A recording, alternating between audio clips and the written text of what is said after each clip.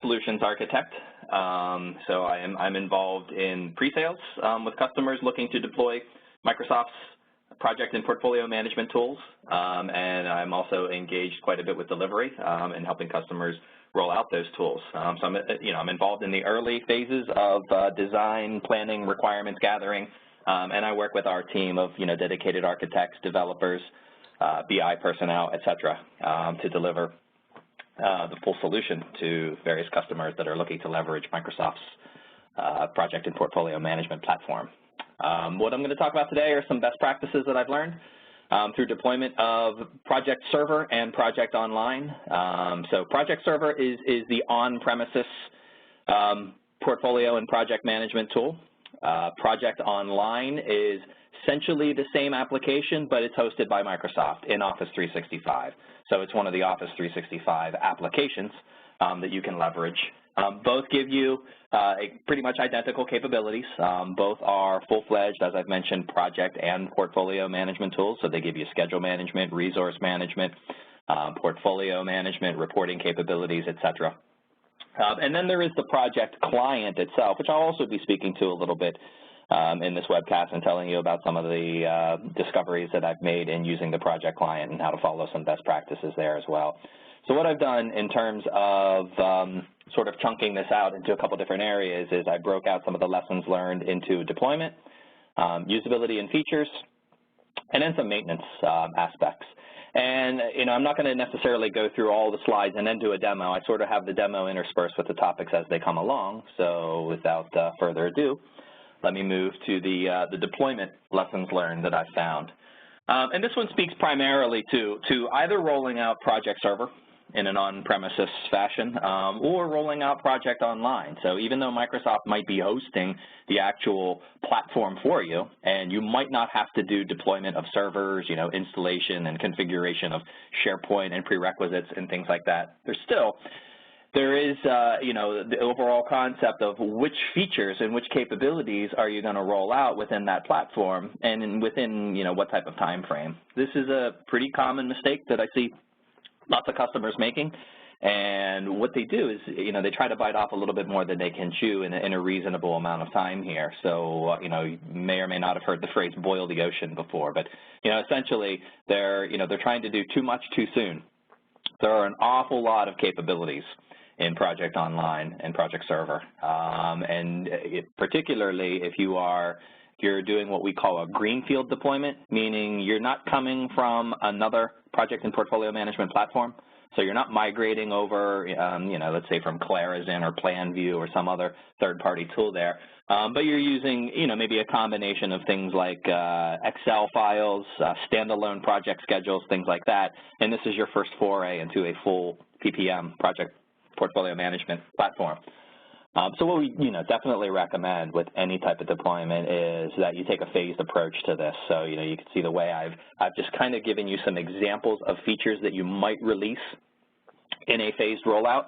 And I'm sure you've probably heard the crawl, walk, run approach to deploying any type of large system out there. So an example of this might be things like, okay, let's look for the low-hanging fruit and the quick wins. The problem with trying to do everything at once is that it's definitely going to hamper your adoption. Change is tough to manage, and when it's a massive change versus several small incremental changes, it's going to be a larger challenge for you.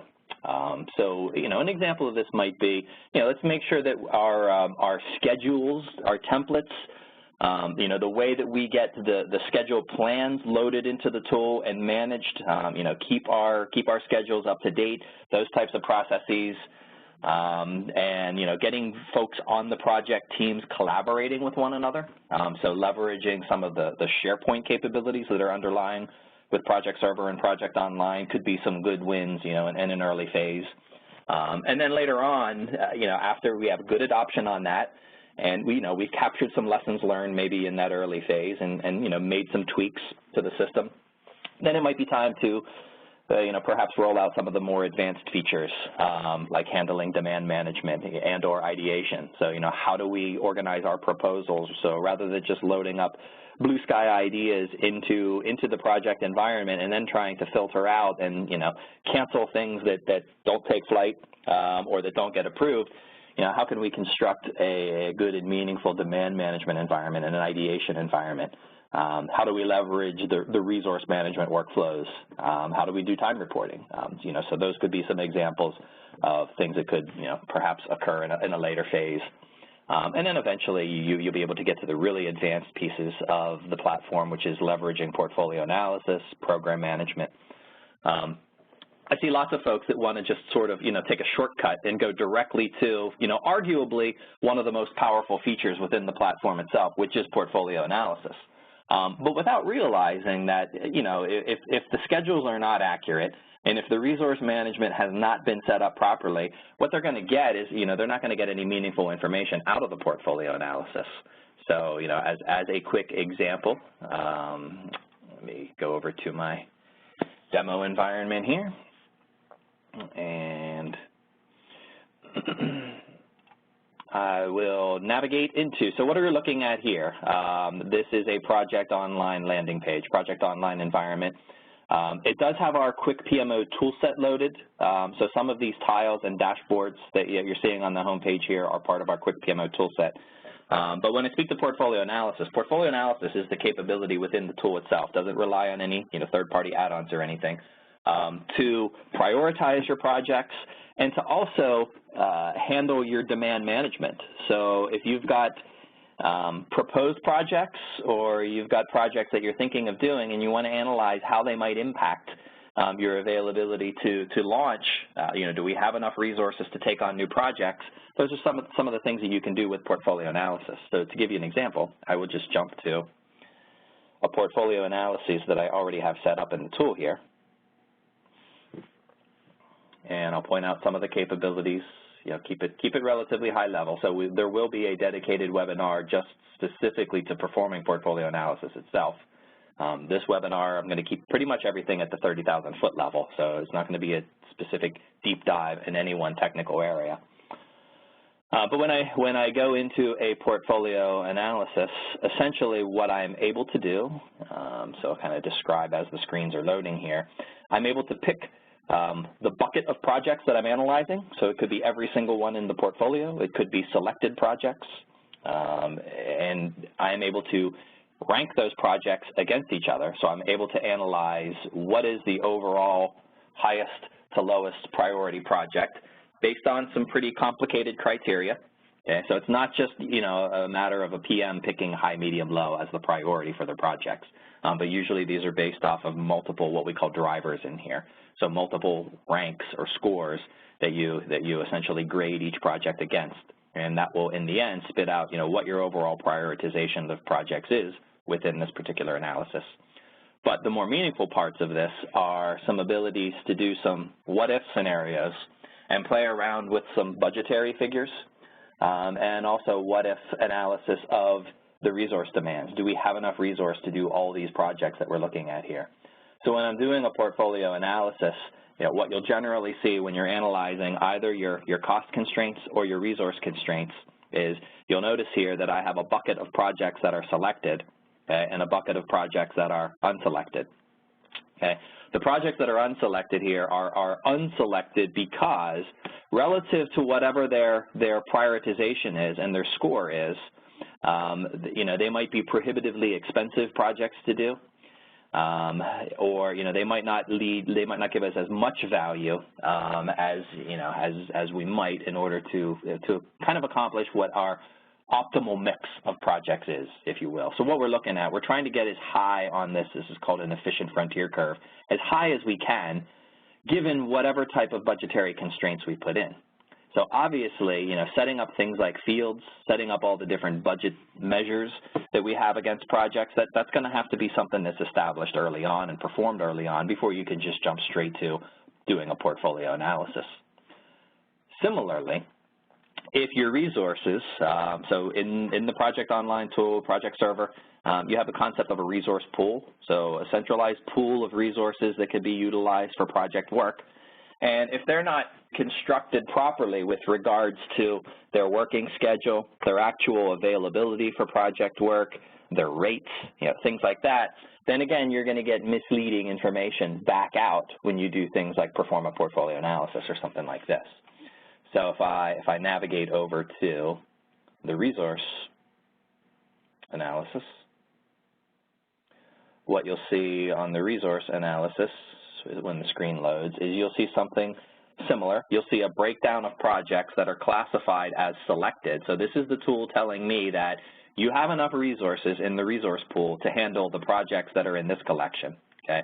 But if you choose to do the projects that are below this line in the not selected section, you're going to run into some resource issues. So the reason these are not selected is because you have some resource constraints.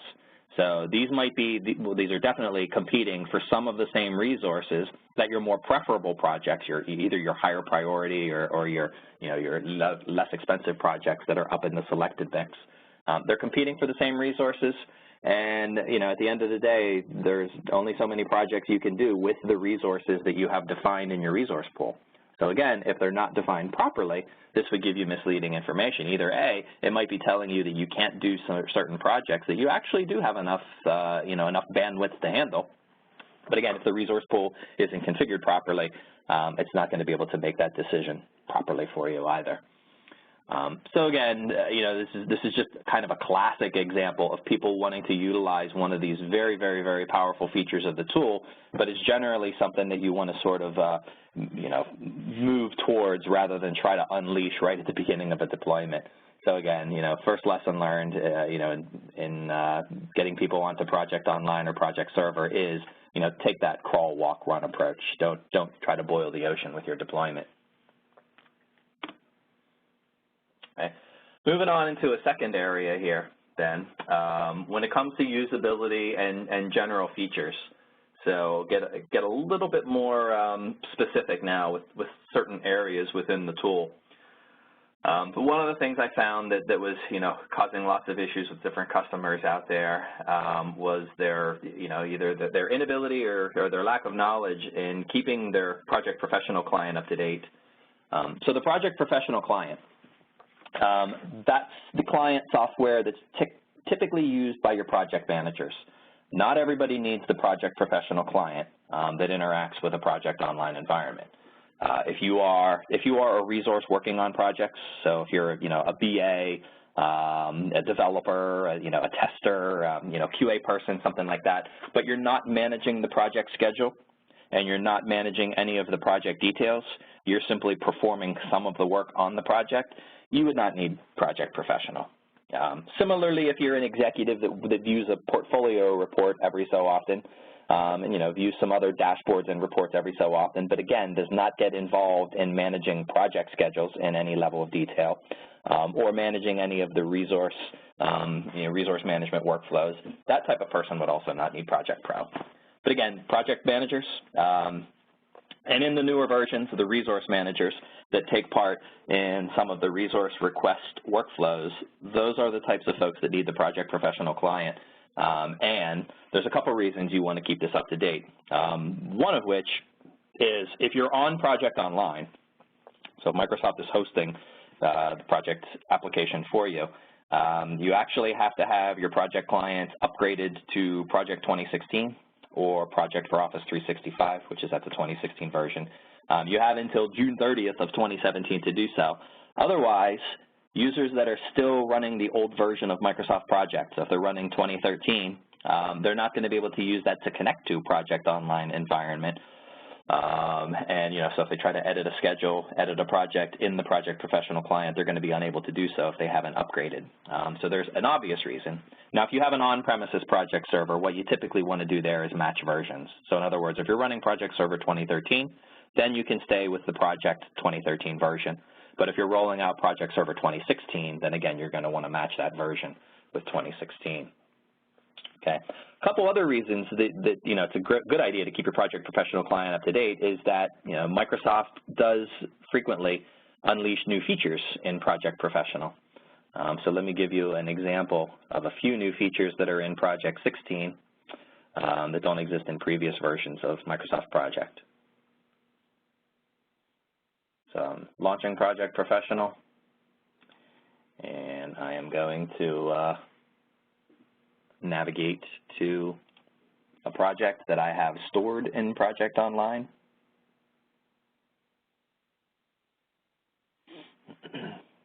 Okay, and I'll give you a few examples of some new features that exist in Project 16 that were not in the previous versions of Microsoft Project. So one of which is the timeline feature that you're seeing here. So what's visible in Microsoft Project above my table and above my Gantt chart for my project, but this section right here in between the ribbon and my actual schedule, this is the timeline. This has been around for a few versions now. It was actually introduced with the 2010 version. But in 2016, you've got some enhanced formatting capabilities. And in 2016, you actually have the ability to have multiple timelines if you so choose. So a couple of good examples of having multiple timelines, let me go ahead and add a second timeline here, is maybe you'd want to have milestone tasks on one of your timeline bars, and then maybe some certain phases or summary tasks on a different timeline bar. Or maybe you want to have very high-level stuff on the top timeline and maybe have a little bit more detailed information on the lower timeline. So I can insert some of these tasks and add them to my secondary timeline. And you'll notice when I do so, they pop up down here on the second timeline. So if I was to, again, if my desire here was to have a very detail-oriented timeline and also a very high-level timeline, I'm able to manage those two timelines separately. Okay. Also, what you're able to do with the timeline, so when you get into some formatting options for the timeline itself, you are able to rename both of your timelines. You're able to apply some formatting, as I've done here. So if you want to change the colors of the bars themselves, the text colors, the formatting of text, things like that, you're able to do so. So again, if I wanted to sort of color code based on either a phase or some other type of criteria, okay, I'm able to do that type of stuff. But the ability to have multiple timelines is something that's new to 2016. Another very nice feature that I use an awful lot in 2016 is if you ever struggle trying to remember where in the ribbon a specific function is. So one thing that lots of PMs that use the tool a lot, they get used to the what's called the scroll to task function. So in other words, if they're looking at certain tasks on the schedule, okay, on the left-hand side perhaps, but they're not seeing the Gantt for those tasks over here on the right-hand side, okay, there's an immediate option to scroll to those tasks. And, they might forget, is that on the View tab? Is that on the Task tab? I mean, of course, there is a keystroke combination to do that, which is Control-Shift-F5. But until you've done it a dozen times or so, you're probably not going to remember those three keystrokes in combination. So one of the features that they have here is the help is a lot better in Project 2016. There is this tell me what you want to do, which basically links you directly to whatever it is you're looking to do. So let's say it's scrolling to a task or taking a baseline of your project, or maybe switching to a different view of the project. So if you click on the tell me what you want to do and you start typing in what it is you want to do, when it locates that, so in this case scroll to task, it actually then performs that operation. So I don't have to remember specifically that the scroll to task is on the Task tab or on the View tab, or if I wanted to, again, set a baseline of my project. Is that on the Project tab? Is that on the, the Task tab? Again, to tell me what you want to do, okay, show baseline, set baseline, simplifies that for you quite a bit. So if I type in base, it gives me a couple baseline options. If I wanted to set a baseline for this, it brings me right to the screen where I would set my baseline. So, basically tantamount to doing it manually by clicking on the correct tab of the ribbon, going to the right button in the ribbon, selecting whatever the operation is. But again, not having to remember exactly where in the ribbon this stuff is. So, very quickly, again, if I wanted to get to, say, a resource engagement, to either inspect an engagement or create an engagement, stuff like that, all I have to do is start typing in, resource for resource, engagement for engagements, and I can get to, whatever it is specifically that I want to do within the schedule. So, I find that very, very, very helpful, especially for people that are relatively new, or if they're using an older version of project and now they've recently upgraded, let's say to 2016. Some of the functionality does tend to move around to different ribbon tabs, or there's just simply, new functionality that's out there. So the tell me what you want to do can, definitely ease the transition to that. Okay. Third very new feature in 2016 is, you'll notice if we go to the resource tab here, you may or may not have been made aware or heard of a new feature called resource engagements. So in order to leverage the resource engagements feature, that's something that requires Project 2016 as well. Now, resource engagements, okay, I have it listed on the slide here. Essentially what this does is it addresses a bit of a process management or workflow gap that historically existed in the tool.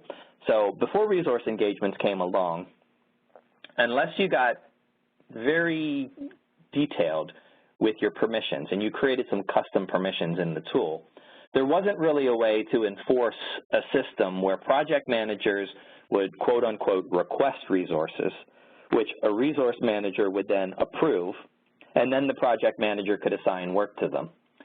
In previous versions of project, a project manager could typically select whatever resource from the resource pool they wanted. Again, permissions could control this to some extent, but they could select resources, put them on their project team, and assign work to them.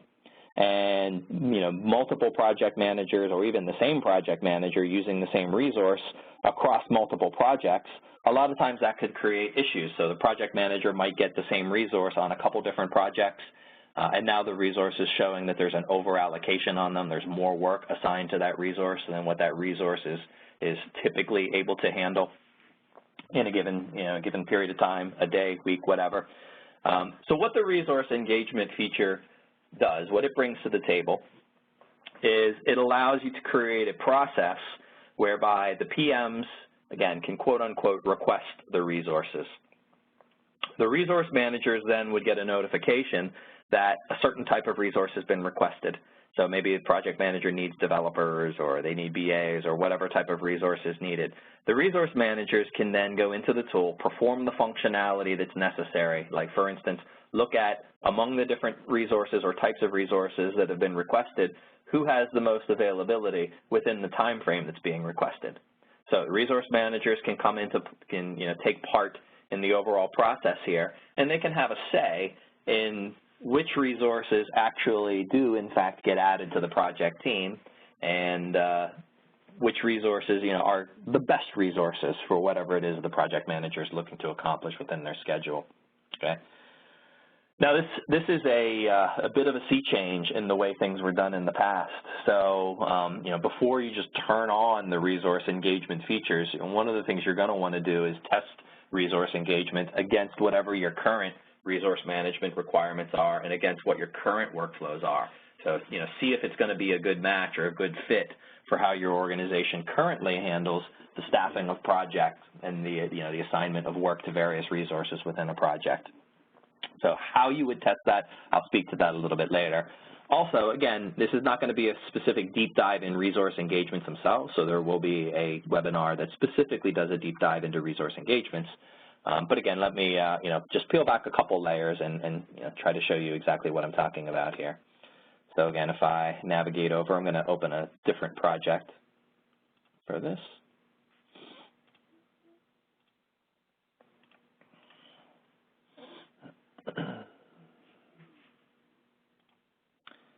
So what I'm doing here in Project Professional, I'm going to open up, again, a project that I have stored in Project Online.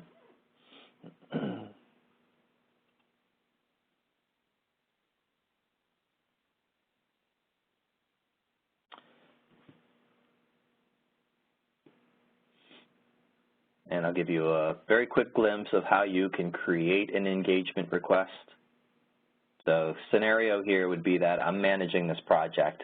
I have some tasks coming up in the project that I need to assign specific resources to.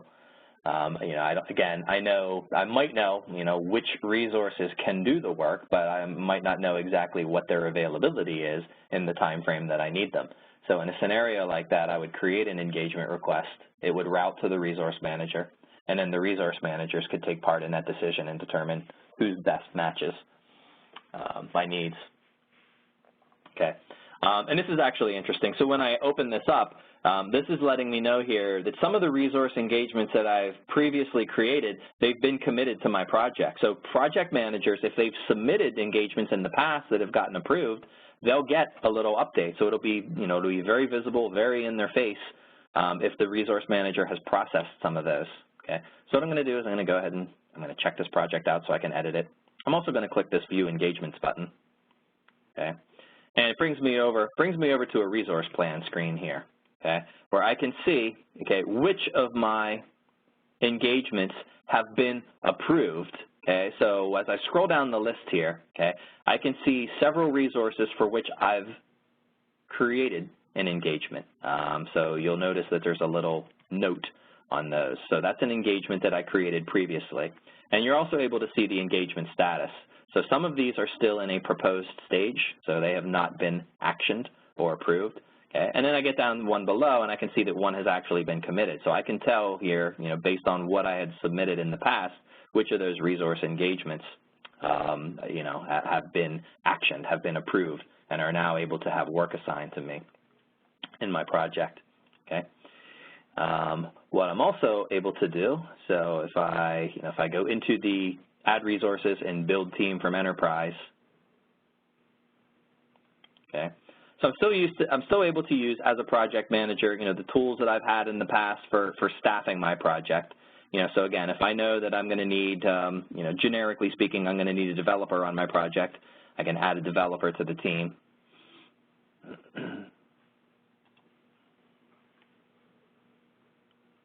All right, and as I go through and I look at some work down the road, so imagine if you would, now these are documentation tasks, but imagine that these were some development tasks that I needed to plan, who's actually going to be doing that work. Okay, so if it's coming up to the time where I need to get a named resource on that, okay, I can come back, I can submit an engagement request. I can pick which resource or resources, so whether it's a generic like a developer or it's specific resources, I can submit one of these engagement requests. So I'll just go ahead and put developer in here, put a description on it, and let's say, hypothetically speaking, I know it doesn't match what I'm seeing in the schedule here, but let's say that this work was about to begin in early February. So I need the developer to start on the 6th, and it's going to be about a month's worth of work. So I'll go through until March 6th.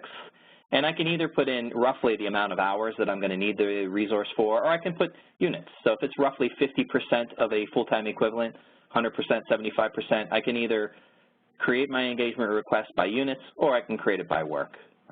So, let's say that it's roughly, in my estimation, going to be about 25 hours per week times 4 weeks, so I'll put 100 hours in there in the request. Okay. So what happens now is that engagement request for developer, that would route to whoever the resource manager that manages the developers is. Okay, and very, very quickly here, again, it's not going to be a deep dive, but they would be able to navigate into their resource center, and actually they would get an email if the request has been made, but they would be able to navigate over to the resource center. They would be able to pick the developer or developers, take a look at what their engagement requests are, and then status the engagement request. So on them, they would be able to pick an accept or reject. Okay. Now I didn't select the correct resources here, but you can see where the accept and reject buttons are. Okay. So it basically, it institutes a process whereby the resource managers can become involved in the decision making of which resources should be put on a project team. Now, one of the things that I want to point out is, okay, if you've tested this and you've made sure that the process works, definitely one of the things that you want to understand is, let me go ahead and close this project and open a different one here. It is a soft enforcement of the policy. So in other words, if a PM was to open a project that they're managing, all right, so I'll open this Apparel ERP upgrade project up. So again, this is another project that lives in my Project Online environment.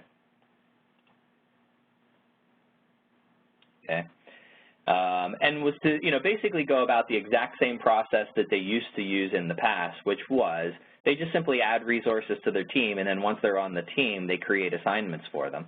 So I'm gonna do something like that in this case. So I'm gonna grab this resource, Amy Strand. So hypothetically speaking, she's a BA. I've used her in the past.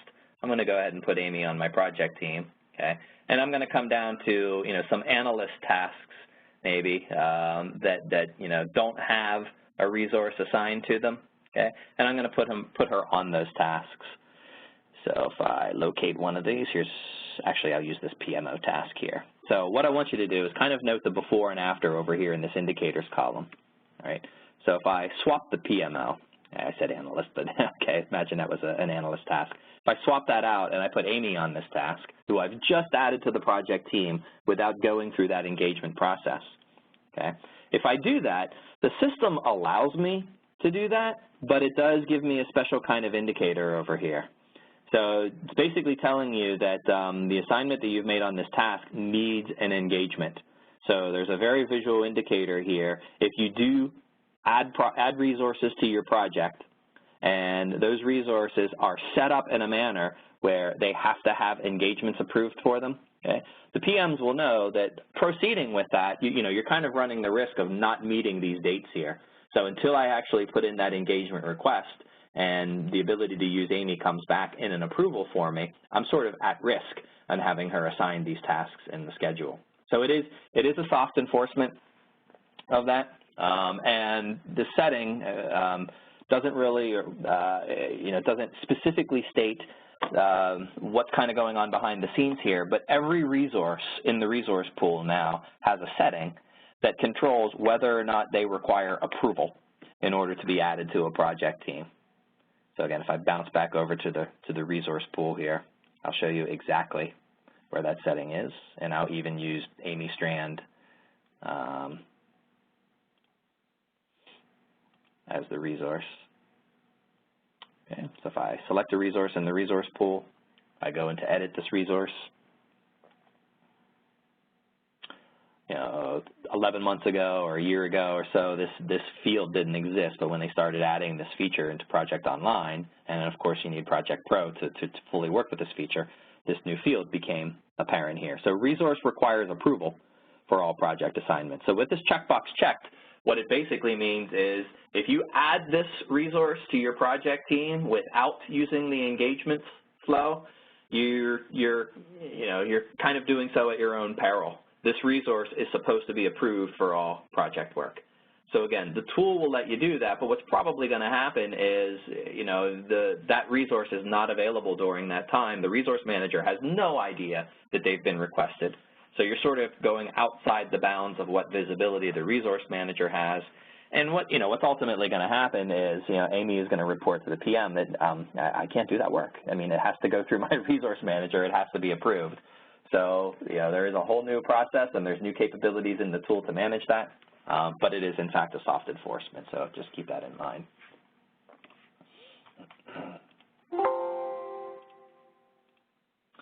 Okay, so going back to the slide, that was very, very, very quick run through the resource engagements. Again, not meant to be a deep dive. There will be a specific webinar to peel back all the layers of how that resource engagement process works. But again, it is an entirely new process that just simply, it did not exist a year ago. So figuring out how that works against your own organization's requirements and workflows, that would be something that you would definitely want to test out in perhaps a sandbox environment before you start utilizing those features in your production project server or Project Online environment. Another thing that I've seen come up an awful lot with regards to customer questions and support issues that roll into us and things along those nature is roughly, I don't know, I'm going to say 8 months. It's kind of a guess, but between 8 months and a year ago, Microsoft started rolling out in SharePoint Online and Project Online, which of course relies on SharePoint, a sort of new look and feel, or what they call a new experience when you navigate into lists and libraries. So if I'm in a Project Online environment and I navigate down, let's say to a particular project site, and I go into a library maybe, or I go into a list like the risks list, the issues list, action items, tasks, things like that, I might see a very different interface or experience than what I'm used to seeing in normal SharePoint lists and libraries. And there's definitely a lot of nice things about this new experience. It's much, much, much nicer on mobile clients. So if you have a lot of users and, mobility is definitely things are kind of moving that way, users pulling up applications on tablets, maybe even reporting time on their phone, things like that. So, definitely using more mobile devices to connect to the various applications that you have out there. The old SharePoint look and feel just didn't work terribly well with some of those mobility clients. The new look and feel does a lot nicer. It's also just a much simplified view of your document libraries, of your lists. So certain basic functions that you wanted to use that were, kind of not buried necessarily, but not completely intuitive on how to do them.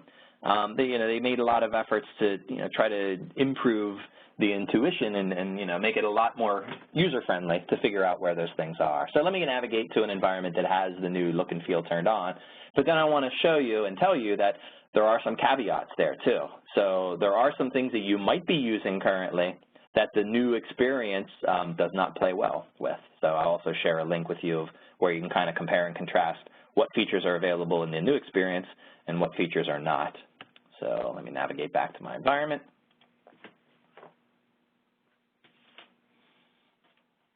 And I'm going to navigate down to, so I'm going in the Project Center here.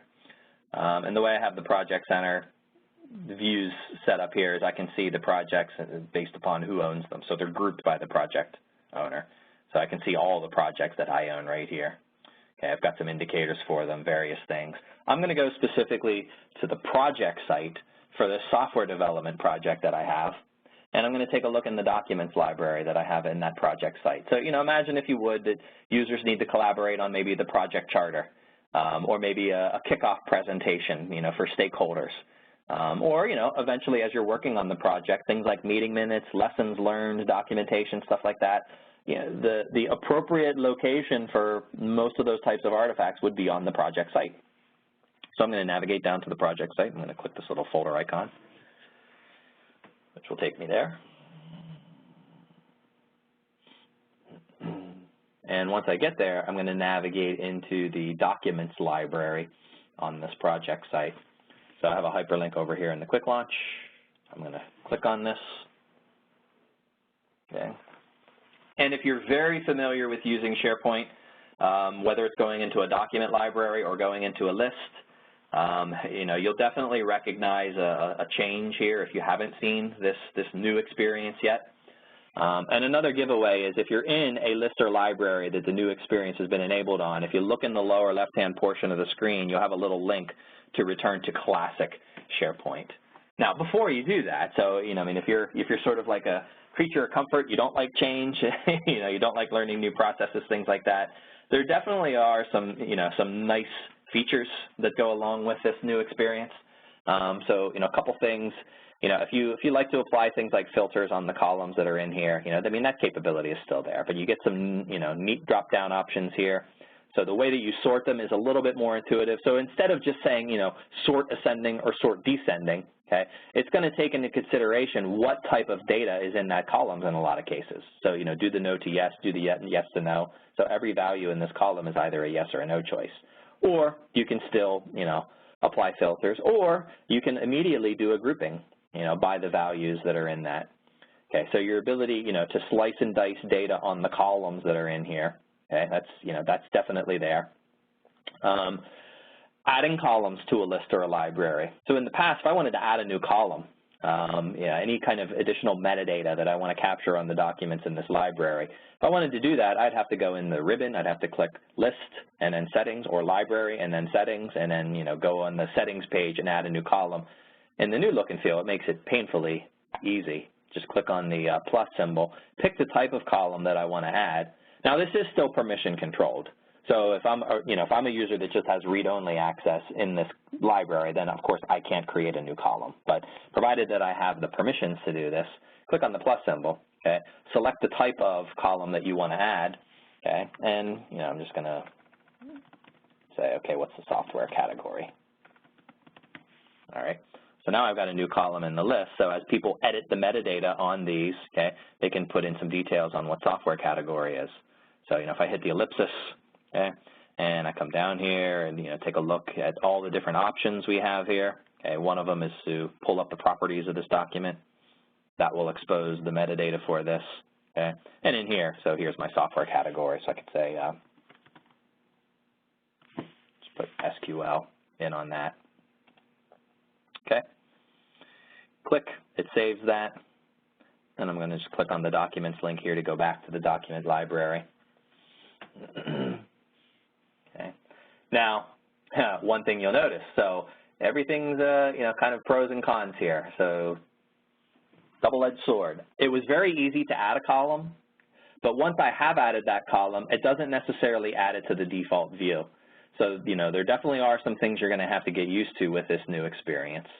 So, adding columns, managing your contents of the list or library based on the column attributes, definitely some improvements there. If you want to access the different views that you had before, okay, they used to be kind of unintuitively in a little list like right here, and they'd show you 2 or 3 of them, and then there'd be an ellipsis if you needed to access like a 3rd, 4th, or 5th view. Not the most intuitive thing in the world. Now, it's over here on a drop-down, okay, and, I do have a couple different views configured on this. So I do have one that's, immediately grouped by what that customer-ready value is, okay. Applying filters is also, a nice enhancement here. So if I wanted to filter on modification date, or if I wanted to filter just look at the PDF documents, you've got some nice built-in filters for being able to do that stuff. Okay, so definitely some neat improvements there. Okay, click on the information tab, and it gives me some information on who's managed this stuff recently. Okay, but again, if there are certain things that I need to do, like if I needed some actions that are only on the ribbon, okay, then you're going to want to make sure that you know how to get back to that classic view. So down in the lower left, okay, this return to classic SharePoint. Now that'll do it overall for basically every list and library that you visit in this browser session. Okay. If you want to do it on a specific list or a library, now that's something that's more of an administrative function, but a person can go into the settings of that list or library if they have the ability to manage the list or library. And on the advanced page, this is where they can turn it back to the classic experience. So if they had maybe some custom actions that were built for the list or library that were only accessible via the ribbon, okay, like maybe checking a box, going up in here into the Files tab and doing certain things. So now I'm, now I'm in the classic view of this library, or it could be a list. Okay, then knowing how to get back to that classic mode is going to be, definitely paramount. Okay, so you can have individual lists and libraries with different settings. So some can have the new experience turned on, some can have the classic experience turned off. A great example of this is if you use an ideation list. Okay, so this will be kind of the last thing I do on this topic. But if you have an idea or ideation list that you use to onboard projects, you absolutely need to make sure that you leave those in the old classic look and feel, because the way you take the items from that list and convert them to the projects is a button in the ribbon here. And if I turn on the new look and feel or the new experience, that option isn't presented as a drop-down over on the right-hand side, or it's not an option on the More ellipsis. The only way to get to it is in the ribbon. So, definitely when you're using the new experience, make sure that you test it against whatever your current needs in that particular list or library are. And it is a setting that can be controlled, globally by an administrator, or as I showed you, you could do it individually on the unique lists and libraries.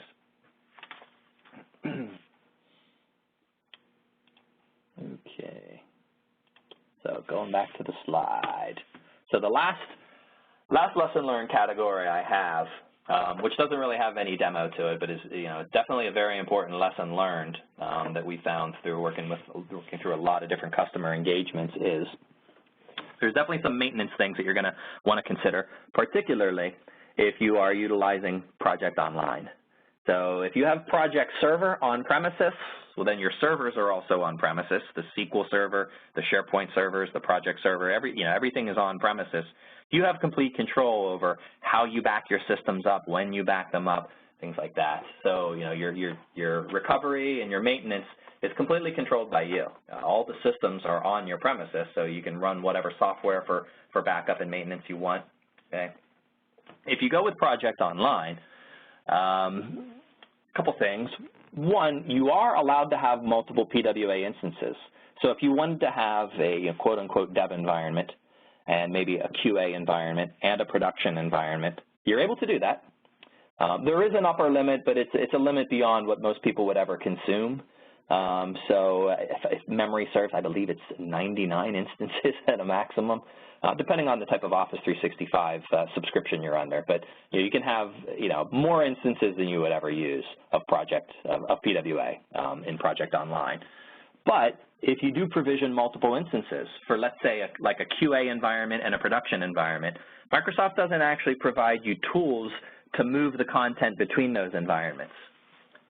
Some of that can be moved pretty easily. So, things like certain configuration items, like if you create a custom field in QA, creating a custom field is pretty trivial. You could certainly just repeat that operation in production, okay? But it does bring the human element into it. Mistakes could be made. You could have typos, okay? But in configuration is not the only thing that would have to move between those environments. You would also want to move your data, so you'd want to have, your projects perhaps somewhat consistent between the environments, and maybe even your project sites, okay? So if you do have multiple PWA instances, or even if you only have a single PWA instance, one of the things you're going to want to look into if you're using Project Online is look into a backup solution. So again, Microsoft does not provide that. They leave that space to their partners. So there are third-party products out there that can be used to back up Project Online. Or if it's, more configuration management and you want to have a tool to move your project sites, and your configuration settings from a QA environment to a production environment, okay, again, look into the third-party space for that. So, there are some pretty common tools that are out there. And, afterwards in the Q&A section, if you want specifics on that, I can get into that. But there are, in lieu of that, utilizing backup software for simple item recovery, simple schedule recovery, things like that is, that's kind of like buying a $100 circular saw when you just needed a $3 hacksaw to cut a real small piece of PVC or something. That's all I needed to do. So, if you need protection of your schedules, project artifacts like documents, there's definitely some out-of-the-box things you can use. So that you should still have backup software, but you wouldn't have to rely on your backup software for all types of recoveries. Okay, so a couple examples, and I will bounce back to my environment actually. But if a project site were to be deleted entirely, whether it was accident or on purpose, site deletions go into a site recycle bin. So if a site was deleted, an administrator would be able to, even in Project Online, go into the site settings screen, go into the site collection recycle bin, and they would be able to recover that site without having to rely on a third-party tool. If it's more a matter of document artifacts or even list items that have been changed or edited, let me show you a couple things you can do down at the library level. So I'm going to go back to my project site again. So back to my AGH software dev. Navigate back to the document library and very quickly speak to a couple different things. One, you can enable version history in your document libraries. So if you have multiple versions of documents, or you have the settings so that each time it's edited, a new version is created, you can very easily roll back if it was an accidental or an on-purpose edit that you wanted to revert to a previous version of that. Okay. For overall pure document recovery, again, if somebody deletes a document, that goes to the recycle bin, so you can rely on the recycle bin to get it back without having to use restore software. And another very important feature, in Project Online, okay, you do have the ability to sync your project libraries. So any library out there, any document library, if you use the sync option, it'll synchronize it with OneDrive for Business, and you'll have locally cached copies of those files. That provides a lot of benefits. I mean, A, if you need to work with files offline, you can just simply access those files. You can open up Explorer. You can navigate to your OneDrive folder and access, whichever documents are in there. B, you could also use that, for recovery purposes. So if a document was deleted online, you were disconnected, you can still access it if it's in your OneDrive cache, provided that the deletion has not synchronized or cached down to your local system. Okay. If that has, then again, you can rely on the recycle bin. So between version control, recycle bins, the OneDrive synchronization, there certainly are a lot of out-of-the-box features that you can utilize to, to sort of mitigate any concerns you might have about getting things back should they be deleted. But, for overall protection, you're going to want to look into having a third-party backup solution for Project Online. Okay, that's for my demo and topics. I've kind of reached the end. Victoria, I don't know if you have the folks on mute or not, and I don't know if anybody was typing in questions on the chat window, but I will definitely leave the time open now to see if anybody does have some questions. If anyone has any questions, feel free to send them to Aaron in the chat feature or to just message the entire group.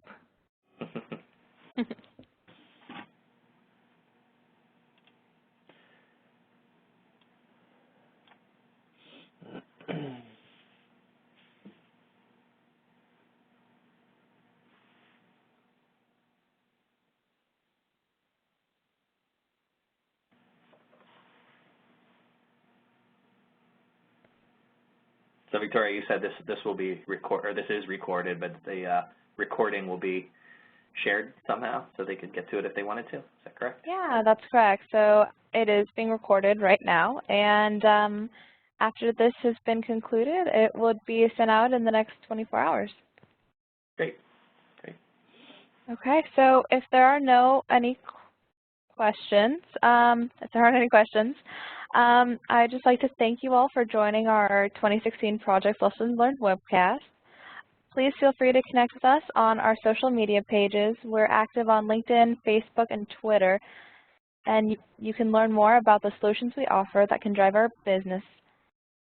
Our next webcast will be on February 16th at the same time. We'll be focusing on harnessing project technology to make a day in the life of a PMO easier. Again, thank you all for being part of this webcast, and thank you. We look forward to seeing you next time. Thanks, everyone.